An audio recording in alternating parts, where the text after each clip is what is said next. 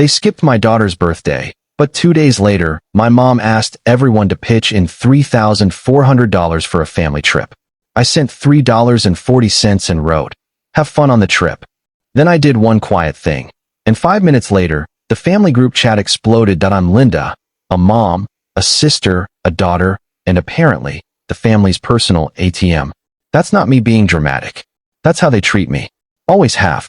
When I got divorced 6 years ago, I didn't ask anyone for help. Not even once.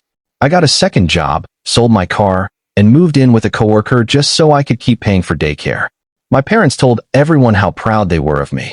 But quietly, they started treating me like a safety net. If someone needed money, they didn't call each other. They called me. If a bill came up short, if my brother's transmission blew, if Emily's rent was due, suddenly it was our problem. Meaning mine. But this story isn't about money. Not really. It's about my daughter. She turned 7 this year. Her name is Ava. Sweetest kid you'll ever meet. All she wanted was for her grandparents and her aunt to come to her birthday party. She even made invitations by hand. Drew little smiley faces next to each name. He was so proud of herself. We mailed them out 2 weeks early. I followed up in the family group chat. Just a reminder, Ava's party is next Saturday at 2 p.m. She'd love to see everyone. I even reminded them what kind of cookies Ava wanted Grandma to bring. She didn't ask for gifts, just the cookies. Saturday came. I kept looking out the window. Cars showed up. Her friends, my neighbors, a few classmates, but no one from my family. By 3 p.m., I stopped checking. They didn't come. They didn't call. They didn't even text. I kept it together for AA's sake. But later that night, she asked me if Grandma had maybe forgotten her phone at home. I told her I didn't know. She went to bed, still holding the card she'd made for them. I waited 2 more days. Still nothing. Not a word. Then on Tuesday morning, the group chat lit up. Mom. Hey everyone, family trip planning time. We're doing the beach house again this summer. Same one from 2018. We're collecting $3,400 per family. Need to book by the end of the week. Linda, can you just send yours in full? You're the only one who's good at wiring things. No, hi. No. Sorry we missed Ava's birthday. No acknowledgement whatsoever.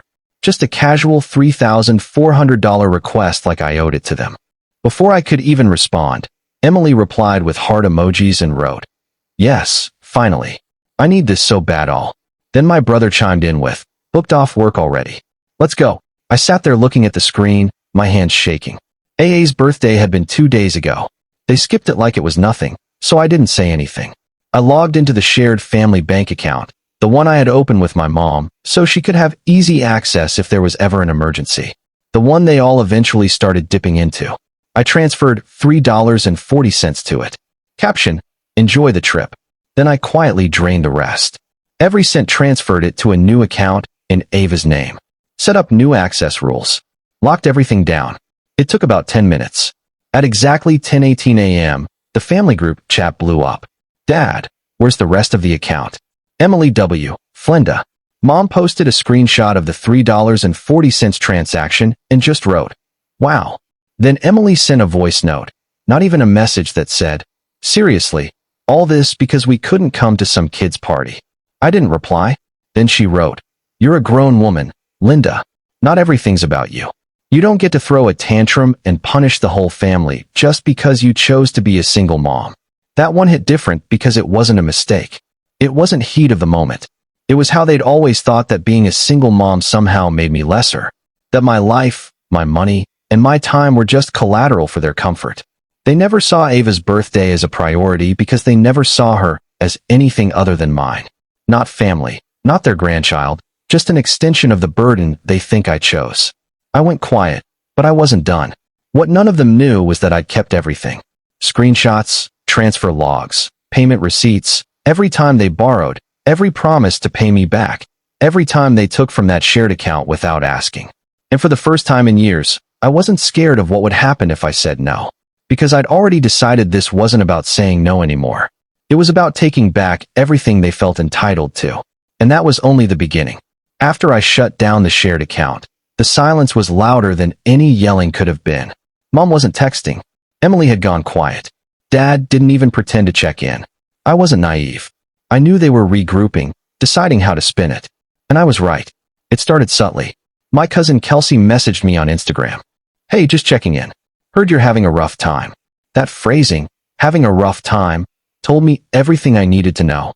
Mom had already started her campaign. I didn't reply. A few hours later, my Aunt Martha texted, "Whatever happened, your mom's heart is broken. She's been crying every day.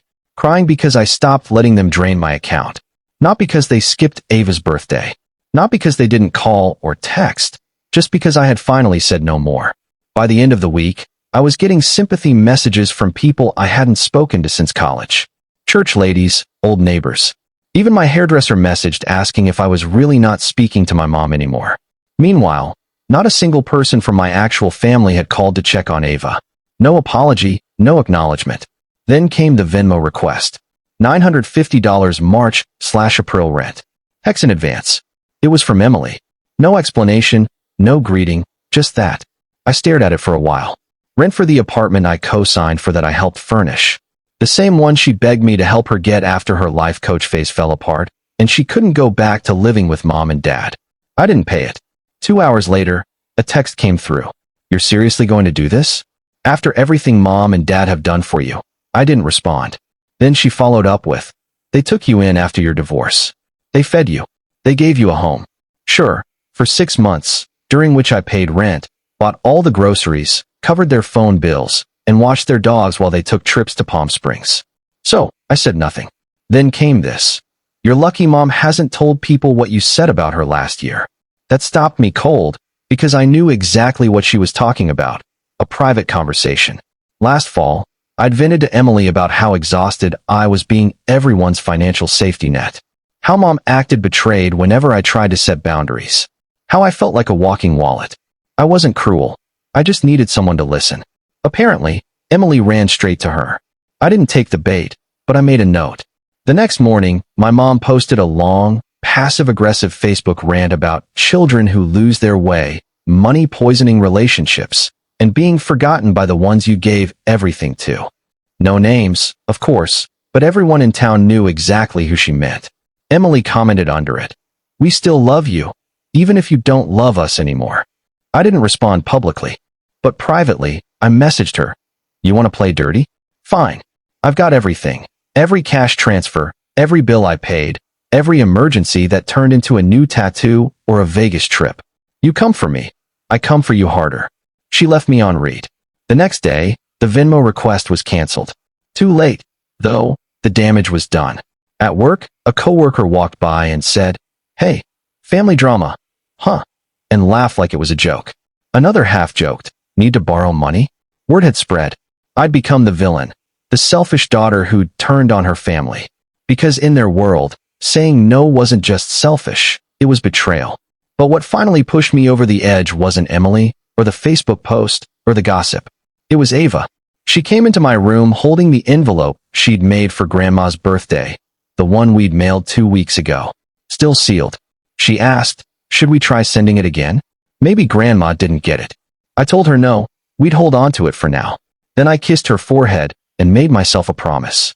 They were going to learn what it really meant to be cut off. Not just from money, but from everything. And this time, I wouldn't argue. I wouldn't raise my voice. I'd let silence do the damage. 2 weeks passed. No calls. No messages. Emily went back to posting brunch pictures like nothing had happened. Mom kept fishing for sympathy with quotes like, "Sometimes the ones you love the most hurt you the deepest." The guilt trips weren't working, but the silence, that got to me. Not because I missed them, but because I knew what it meant. They were planning something. And I was right. One Thursday afternoon, I got a call from Ava's school. I figured it was about a permission slip. Instead, the secretary asked me to confirm Ava's emergency pickup list. Apparently, my parents had shown up uninvited, saying they were there to surprise her and take her for ice cream. They weren't on the list anymore. I'd removed them 2 weeks earlier. When the school turned them away, Mom caused a scene, claiming I was mentally unstable and that Ava wasn't safe with me. The school documented it and called to let me know. That night, I sent a short message in the family chat. "Don't go near my daughter again without permission, not at school, not anywhere. You are not her guardians." Emily replied instantly, "Wow, way to alienate your kid from the only real family she has." I didn't respond. Just took a screenshot and saved it, added it to the folder on my computer labeled backup, just in case. 3 days later, things escalated again. I got a call from the family lawyer, the one who handles my parents' estate. He said Mom wanted to remove me as a secondary on their life insurance and retirement accounts. I said, that's fine. He paused. She also asked about making Emily the sole beneficiary. I laughed out loud. That's when it clicked. This wasn't about punishment anymore. It was about replacement. They were trying to write me out, emotionally, financially, legally. But what they didn't know was, I was already gone. I'd been waiting for one last thing. A certified bank summary of all withdrawals from the family account over the past 7 years. Every transaction labeled, who made it, when, and why. When it arrived, I stared at the total. Over $62,000. That was what they'd taken from me, while calling me selfish. So I posted it. Not in the family chat, publicly. I cropped out sensitive info, but left the totals clear. Then I wrote, don't ever let people convince you you're crazy for saying no, especially when all you've done for years is say yes. Then I muted everything. 37 minutes later, Emily called 6 times in a row. I didn't answer. Mom texted, you want to embarrass us? Go ahead. You just proved we were right about you. That night, Ava asked, are we still going to the beach house this summer? I said no, we were planning something even better. She smiled. Just me and you. I nodded. But inside, I knew it wasn't over. They'd been humiliated, and people like them don't take humiliation quietly. A week later, I came home to find Ava sitting on the porch with a small wrapped box in her lap. She wasn't smiling. She said, Aunt Emily was here.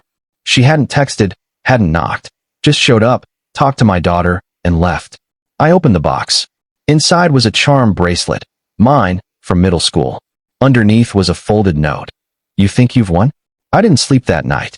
The next morning, I went to the police station and filed for a no-contact order. Changed the locks. Installed cameras. Gave Ava a phone and taught her the 3 numbers she could always call. But the quiet that followed didn't feel like peace. It felt like build-up. Then I started getting messages. Old friends, church people, even high school classmates. Emily had reached out to them, saying I was emotionally unstable, hoarding family money, and isolating Ava. Someone sent me a link to a gossip forum. There was a thread titled, When Your Family Turns on You Because You Say No. At first, I thought it was my post. But it wasn't. It was Emily's, a fake version of the story, painting herself and Mom as victims. I decided I was done talking. I printed everything, screenshots, Venmo records, messages, the forum thread, and drove to my parents' house. Emily was there. I handed Mom an envelope, a letter from my lawyer. It stated clearly, any further defamation, I'd file. Any more visits to my home or Ava's school, I'd file. I was pursuing legal guardianship boundaries to keep them away permanently. No emotion, just facts. Dad tried to speak. I raised a hand. This isn't a conversation. Then I left. 5 days later, my cousin messaged me. Hey, did you hear about Emily? She'd been in a car accident, hit a guardrail, flipped into a ditch. Broken leg, fractured ribs, no insurance. ICU for 2 days. No one from my family called. Ava found out at school and came to me in tears. Is Aunt Emily going to die? I didn't know what to say. That night, after Ava went to bed, I sat for an hour, staring at my phone. And then I called the hospital. They said she was stable. The next day, I brought flowers. When I walked in, she looked small in the hospital bed, pale, wired up, fragile. She saw me and started crying. I didn't say anything. I just sat down and held her hand. After a while, she whispered, You came. Yeah, I said. I thought you hated me, she murmured. I don't hate you, I told her softly. I'm just done. And then, for the first time in years, we sat in silence, and it finally felt honest. Before I left, I told her I'd check on her again. She nodded weakly. On the way home, I didn't feel peace, just the reopening of an old wound. 2 days later, the hospital called. Emily had listed me as her emergency contact and financial guarantor. Her bill was over $37,000. I should have said no, but I didn't. I paid what I could, set up a plan, hired a nurse, arranged therapy, and even covered her rent, all quietly. 4 days later, Ava wanted to visit. Emily looked better, and when Ava left the room, Emily broke down. She admitted she had blamed me for everything, told our parents I was dangerous. Then she said, I'm sorry. For everything. for helping them turn people against you. She promised to make things right, to tell the truth. I told her she didn't need to fix anything right away, just to show up for Ava. 3 weeks later, she came to our door with soup and a handmade card. She laughed with Ava, listened, and told me she'd cut off our parents. Then she handed me a letter, a written confession of everything she'd done. She said she wanted to start over. When Ava gave her an old and used birthday card, so it wouldn't go to waste, Emily looked like she might cry. Something shifted, not healed, but lighter. A week later, people started calling, apologizing for believing her lies. But it didn't matter anymore. I wasn't living for them, only for Ava and for myself.